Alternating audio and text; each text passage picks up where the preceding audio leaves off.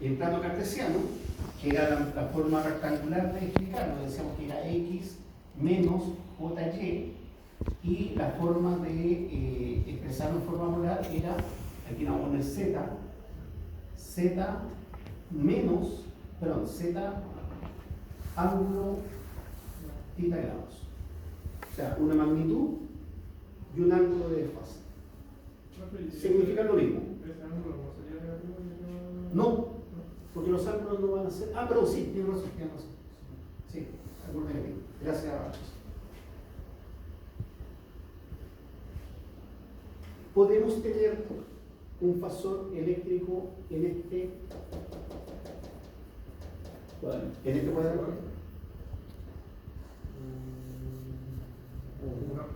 ¿Por qué? Porque se supone que la frecuencia va hacia adelante, no hay una frecuencia negativa. Siempre adelante, nunca atrás. Yo creo que sí. Que depende de donde esté donde caiga el ángulo de desfase. Y son 360 grados.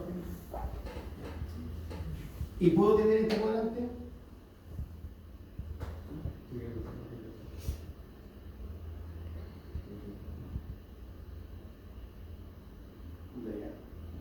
¿Sí?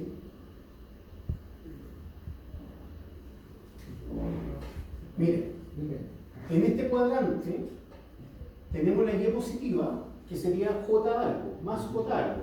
Perfecto. Y positivo. Y aquí tendríamos, vamos a hablar, la X de reactancia, no la X del eje X, la X de reactancia positiva. Y acá tendríamos la resistencia negativa. Y aquí tendríamos la resistencia negativa y la reactancia negativa también. ¿Y podemos tener una resistencia negativa? No, porque la resistencia es la parte real. ¿Se dan cuenta que analizándolo, pensándolo, sale sola la respuesta? Porque es una cosa lógica. Y por eso que hemos hablado, por eso que se habla que la resistencia es la parte real.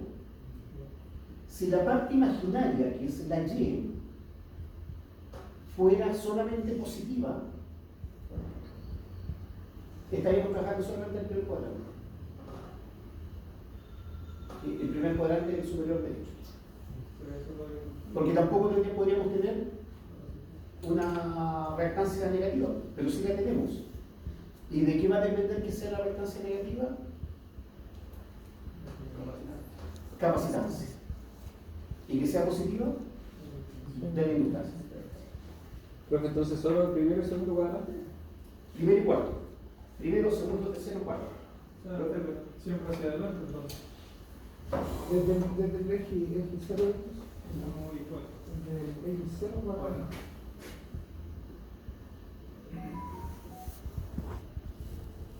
Pero siempre se asume que la onda empieza en el 0,0 con la intensidad. Lo que pasa es que a nosotros no nos interesa dónde empieza. Porque hay un desfase. Claro, pero nosotros ¿dónde medimos? ¿Alguna vez algún profesor le ha dicho la onda sinusoidal es así? ¿Sí? O sea, No. Yo pongo el eje y ahí. Sí. Porque es, miren, sí, ¿cuál es la importancia de esto?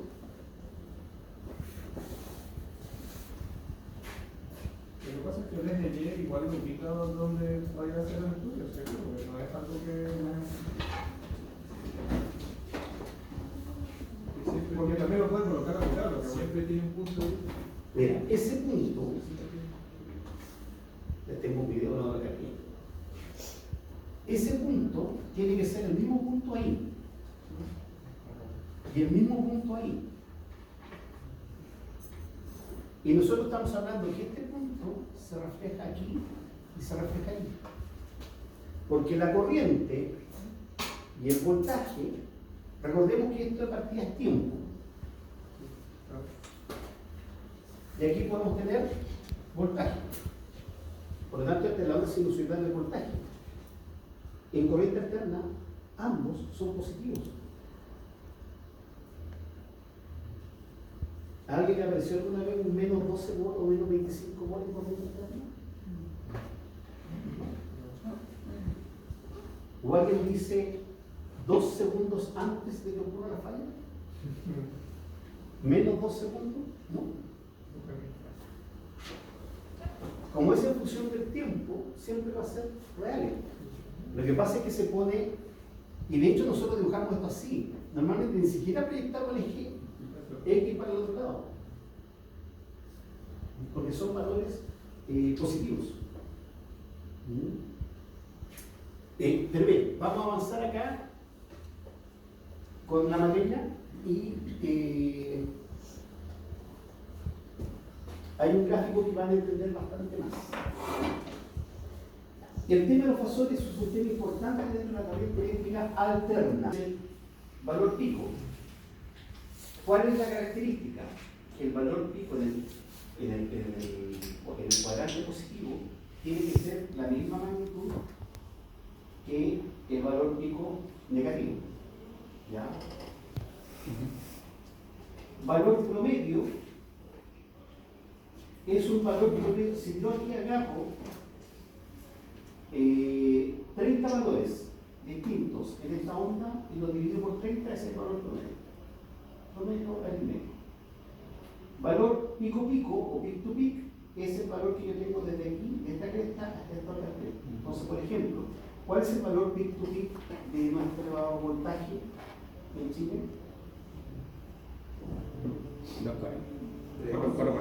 440. Porque son de los 220 a los menos 220. Y ahí tengo 440. Muchos dicen 0. Que dicen 220 menos 220, más menos 220, son 0. Cuando ustedes están en el subterráneo del 4 y suben al piso 4, aparte de llegar con la lengua afuera, no pueden decir no subí ningún piso. O subí 4 pisos. No, subí 8 pisos. Los menos 4 más los 4. Ese es el valor que estudié. Y el valor RMS o eficaz o valor cuadrático medio es, si yo agarro esas mismas 30 del valor promedio, pero lo elevo al cuadrado y le saco la raíz cuadrada, eso me da el RMS. Y en otras palabras, es el 0,7% del voltaje pico. Pero el voltaje pico no es 3, Dividido por raíz de 2. Dividido en eso, entre pico y pico. Debería ser. Tiene razón, tendría que ser 622. Sí, 622 porque el pico no es el RMS, no son los 220 de RMS. Tendría que ser 620, tienen toda la razón. Pero raíz de 7, o sea, perdón, 0,7 es raíz de 2. ¿O no? No. No, Pero 220 dividido en 0,7 da 11. claro. ¿Cuánto es raíz de 2? ¿Se puede? 1,41. ¿Ah? 1,41. Ya, y dividido por 2.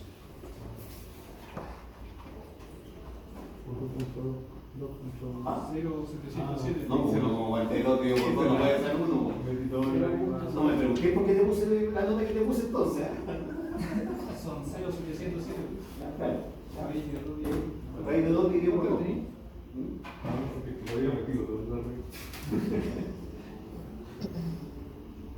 Entonces, ese es el valor RMS.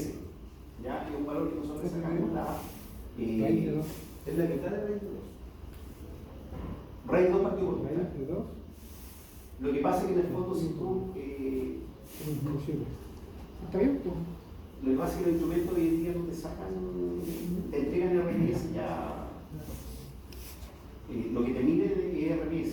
El valor que te entregan es RMS. Salvo algunos instrumentos que todavía pueden entregar en valor pico, pero te lo dice. Volvamos. Veamos, analicemos este diagrama.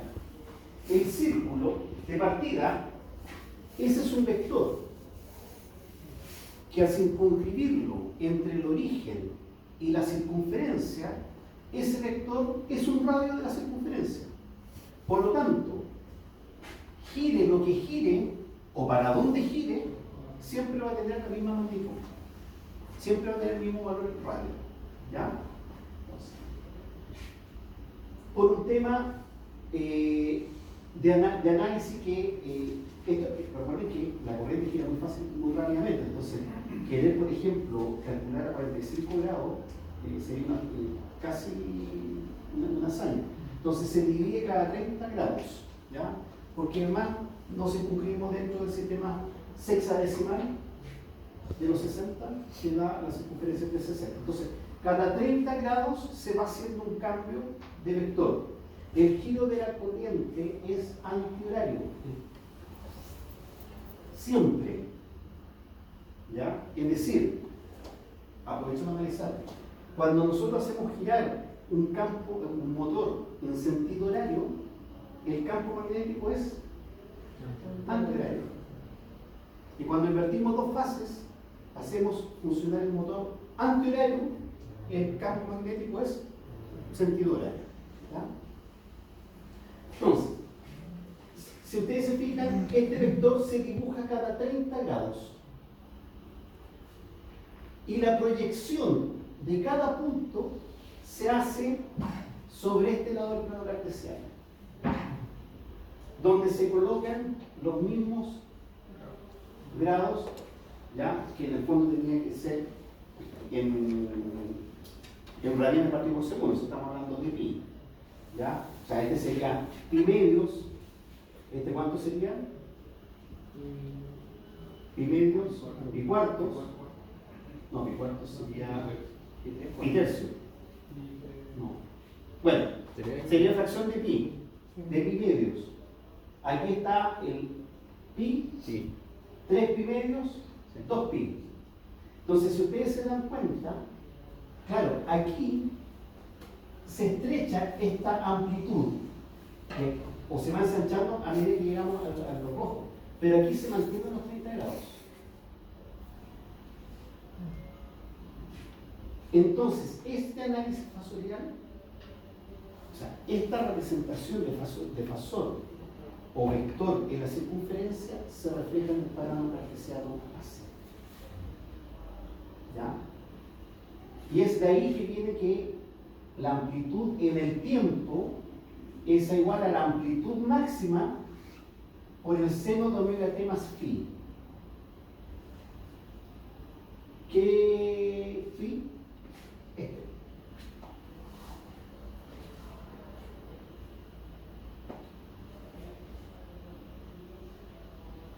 ¿Se logra entender lo que es ahora? Lo primero que me queda aquí, el fasor, la corriente siempre se va a mover sentido antihorario, siempre. Nosotros vamos a ver, yo creo que el sábado ya, una se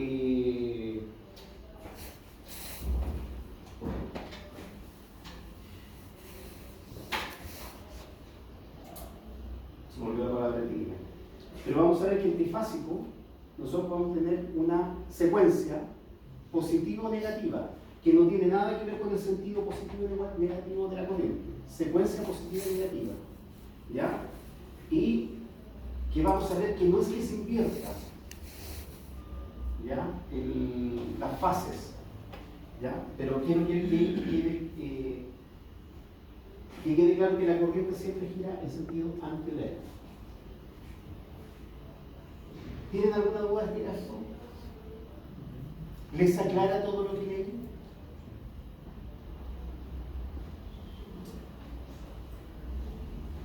Sigamos analizando y después volvemos si es necesario a él. Si la longitud de la punta se transfiere a diferentes intervalos angulares en el tiempo a un gráfico, como que se ilustra la parte de arriba, se dibujaría una onda sinusoidal comenzando por la izquierda con tiempo cero. Cada posición a lo largo del eje horizontal indica el tiempo que ha transcurrido del tiempo cero. Cuando el vector es horizontal, la punta del vector representa los ángulos. Bien, cuando el vector es horizontal, representa los ángulos 0, 180 y 360. 0, 180, 360. Cuando el vector es horizontal. Por lo tanto, cuando es vertical, 90 y 90 90 y 270. 90 y 270.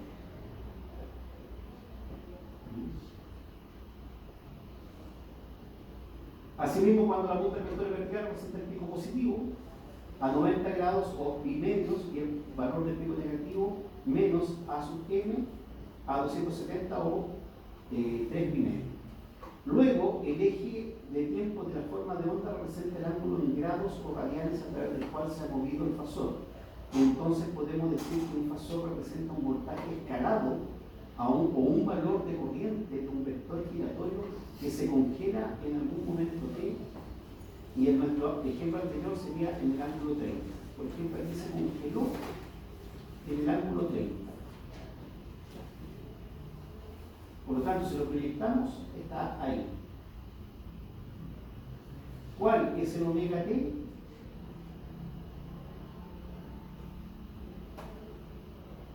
El ángulo de La velocidad angular que tiene el ángulo colectivo.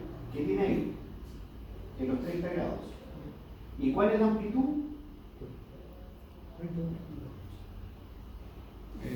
Radianes. el valor del radio. El valor del radio. Pero si esto fuera corriente, esa corriente estaría dada por un vector acá, ya que lo puedo representar con el valor de acá y de acá, donde acá tengo omega t y aquí tengo la amplitud, ya sea voltaje, corriente o que sea. Pero eso no estamos hablando. A veces, cuando analizamos formas de ondas alternas, es posible que necesitemos conocer la posición del fasor, que representa la cantidad alterna en algún punto en particular, especialmente cuando queremos comparar dos formas de onda diferentes en el mismo eje. Por ejemplo, el voltaje y corriente. Hemos asumido en la forma de onda anterior que la forma de onda comienza en tiempo igual a cero, con un ángulo de fase correspondiente en grados o radianes. Pero si una segunda forma de onda comienza a la izquierda o a la derecha de este punto cero, y si queremos representar en relación fasorial la relación entre las dos formas de onda, entonces necesitaremos tener en cuenta la diferencia de fase phi de la forma de onda. Veamos el siguiente ejemplo para entender mejor la situación de diferencia de ondas.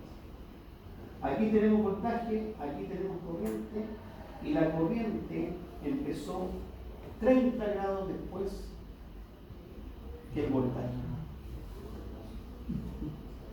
Por lo tanto, aquí, si yo mi onda termina en 2pi del voltaje, la corriente termina en 2pi más phi, que phi se igual a 30. Y ese es el espacio. Y por eso que tienen que tener la misma frecuencia.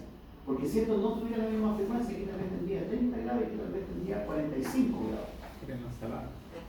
Y no podemos hacer análisis. Y por eso que el análisis de transiente es distinto al análisis de un partido permanente como lo que estamos analizando ahora. Dice capacitivo. No tiene que ver. Este es inductivo. No, porque hacer la corriente no se puede.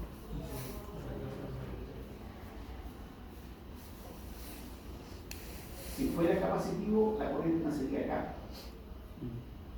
Porque imagine que se hacía un corte, el vector iría hacia abajo. Pero... Es que lo que pasa es que aquí tenemos que tener un fasor de referencia. Y voltaje siempre vamos a tener. Por lo tanto, el voltaje lo podemos dibujar en el origen. Corriente no siempre vamos a tener, porque va a depender que le pongamos una carga o no.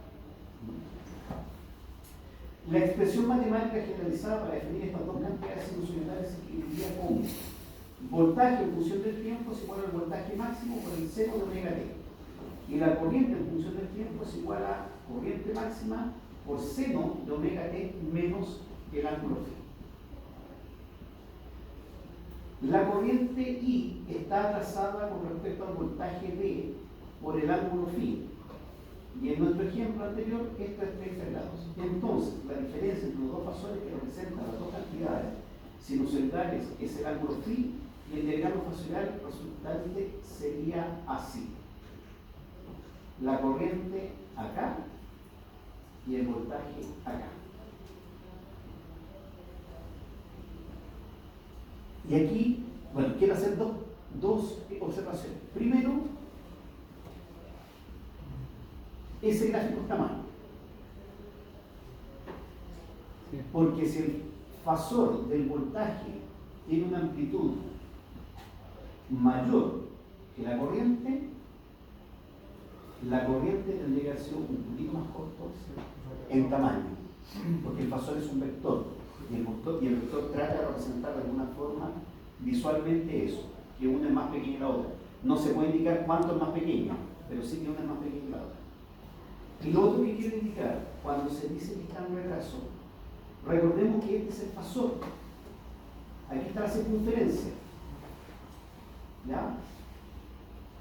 Esta circunferencia, ese es el voltaje, y aquí está la corriente, según lo que nos indica el gráfico, el diagrama fasorial. ¿Cuál pasó primero por el eje X? El voltaje. El voltaje. Por eso es que se dice que la corriente está en retraso. Esa es la mejor forma de poder distinguir en un diagrama fasorial o dibujar un diagrama fasorial con una corriente en retraso o en adelante. En este caso, como los fasores están dando vueltas, este es el origen de la circunferencia, el punto medio. Y aquí yo tengo dibujada la circunferencia, por lo tanto, cuando yo estoy girando, que gira en sentido antihorario, primero pasa por el eje X el voltaje y después pasa la corriente. Tendría que ser al revés, es decir, la corriente aquí arriba y el voltaje aquí abajo, para decir que está la corriente en adelante. Aparte de acá, tendría que estar la corriente acá, que no nacería necesariamente acá, sino que nacería acá. Ahí nacería la señal. El diagrama fasorial se dibuja correspondiente al tiempo cero en el eje horizontal. La longitud de los fasores son proporcionales a los valores de la tensión, voltaje y la corriente y el instante que se dibuja en el diagrama fasorial. El fasor de corriente se atrasa del fasor de voltaje en el ángulo phi, ya que los dos fasores giran en sentido antihorario, como se indicó anteriormente. Por lo tanto, el ángulo phi también se mide en el mismo sentido antihorario. Es decir, aquí tenemos el diagrama fasorial de la voltaje y la corriente. ¿Qué podemos leer de acá? Que el voltaje va adelantado con respecto a la corriente y que el desfase entre voltaje y corriente es ese ángulo. Si esto estuviera mediado, por ejemplo, por una carga netamente inductiva, el voltaje estaría graficado acá y el desfase sería 90 grados. Porque nosotros dijimos que en la bobina ideal se produce un desfase del voltaje con respecto a la corriente de 90 grados de positivos. Sería lo ideal eso. Lo ideal. En la bobina ideal. Y en el condensador ideal No. sería que abajo el voltaje, porque la corriente se adelanta o el voltaje se retrasa, como lo quieran ver. Pero aquí en este caso sería la corriente se adelanta 90 grados, pero sería menos 90 grados en el condensador. ¿No querían sentido horario? No, ¿No? siempre en sentido antihorario. Lo que pasa es que el condensador produce ese efecto, que retrasa la señal de voltaje, la retrasa con respecto a la corriente. O normalmente lo estudiamos nosotros, se adelanta la señal de corriente con respecto al voltaje.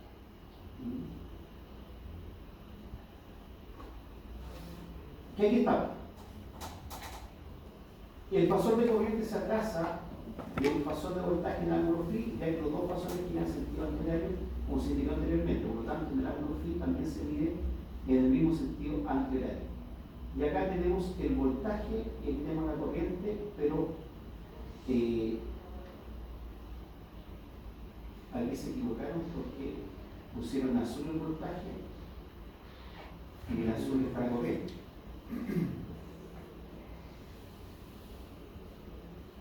No, perdón, está bien, está bien.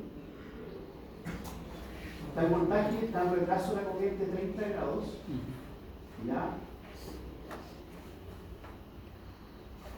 pero esto sería menos 30 grados.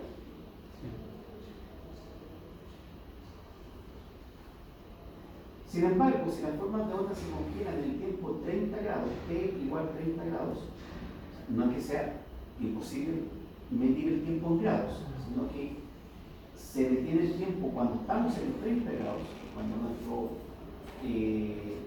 señal sinusoidal está a los 30 grados, y el diagrama social correspondiente sería como el que se muestra el diagrama anterior. Ahí. Una vez más, el fasor de corriente para la saga del fasor de tensión es que las dos formas de onda tienen la misma frecuencia. Sin embargo, como la forma de onda de corriente ahora cruza la línea del eje cero horizontal en este instante, podemos usar el fasor de corriente como nuestra nueva referencia.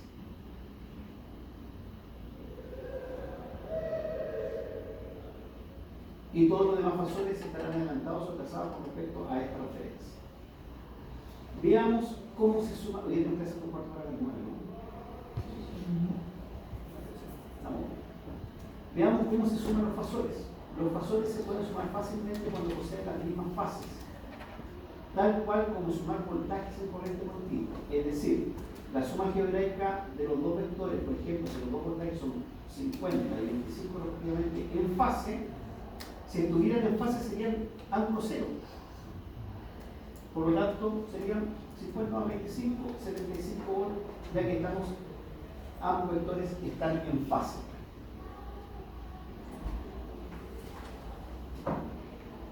Sin embargo, si no están en fase, es decir, no tienen direcciones o puntos de partidas idénticos, entonces se debe tener en cuenta el ángulo de fase entre ellos para que se sumen usando diagramas fasoriales para determinar su fasor resultante o suma vectorial utilizando la ley del paralelogramo.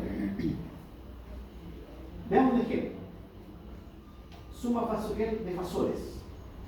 Considero el voltaje corriente alterna de 1 con un voltaje máximo de 20 volts, B2 con un voltaje máximo de 30 volts, donde B1 se adelanta a B2 en 60 grados.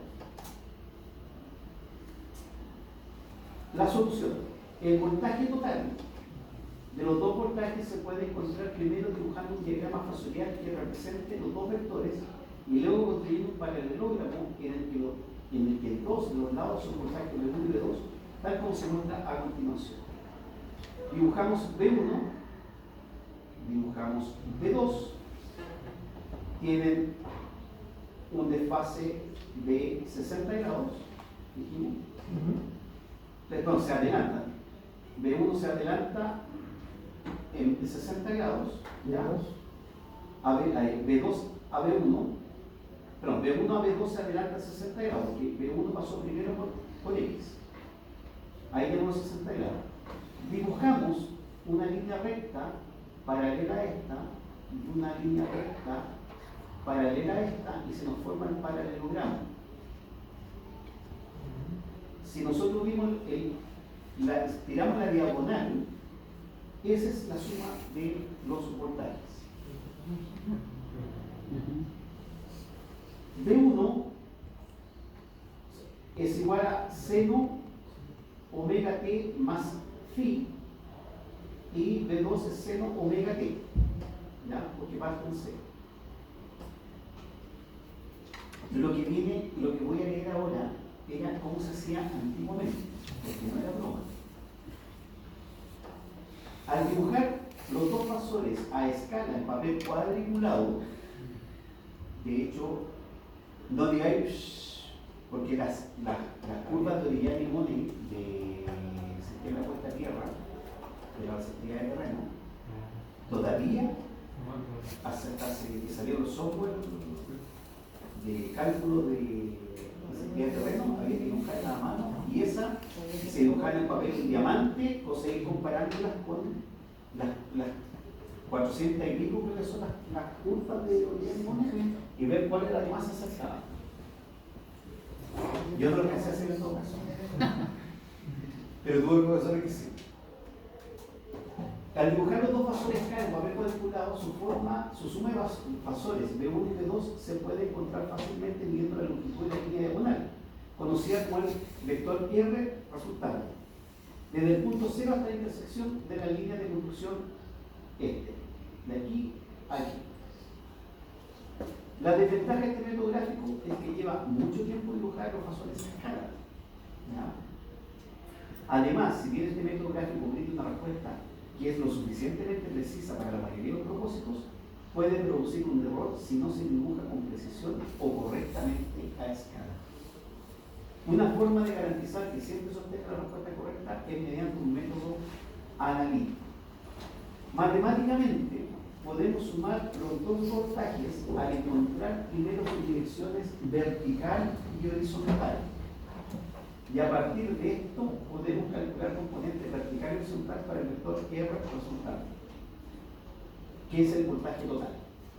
Este método analítico que utiliza la regla del coseno y el seno para encontrar este valor resultante se denomina comúnmente forma rectangular, es decir, el 10 más J5, esa es la forma rectangular, es lo que se hace primero. En forma rectangular el fasor se divide en una parte real X y en una parte imaginaria Y, formando la expresión generalizada Z o impedancia es igual a X más menos JY. Esto nos da una expresión matemática que representa tanto la magnitud como la fase de voltaje sinusoidal. Entonces el voltaje va a ser igual al voltaje máximo por el coseno de phi más J voltaje máximo por el seno de phi. Entonces la suma de los dos vectores A y B, usando la expresión generalizada anterior, es la siguiente. Si el vector A es X más JY y el vector B es W más JZ, la suma de los vectores es que vamos a sumar primero la parte real y después la parte imaginaria. ¿Cuál es el tema? Que aquí no tenemos parte real ni imaginaria. Y es muy fácil sumar. La parte real por un lado, la parte imaginaria por otro, pero no la tenemos. Y eso es lo que hay que calcular. Entonces, esta es la forma de fasor. Miren, lo que hicimos es formar un triángulo acá. Lo que siempre se hace con los triángulos de potencia, triángulo de impedancia, de voltaje, se forma un rectángulo, con la diferencia que normalmente nosotros formamos triángulo rectángulo y aplicamos libremente el teorema de Pitágoras, pero acá no formamos un triángulo rectángulo, entonces no podemos aplicar el teorema de Pitágoras. Este vector o fasor lo trasladamos para acá y cerramos un triángulo acá, que es el triángulo que está acá. Y este tiene una componente horizontal, pero no tiene una componente vertical, porque está sobre el eje X. O sea, Sí. no tiene ningún grado de inclinación.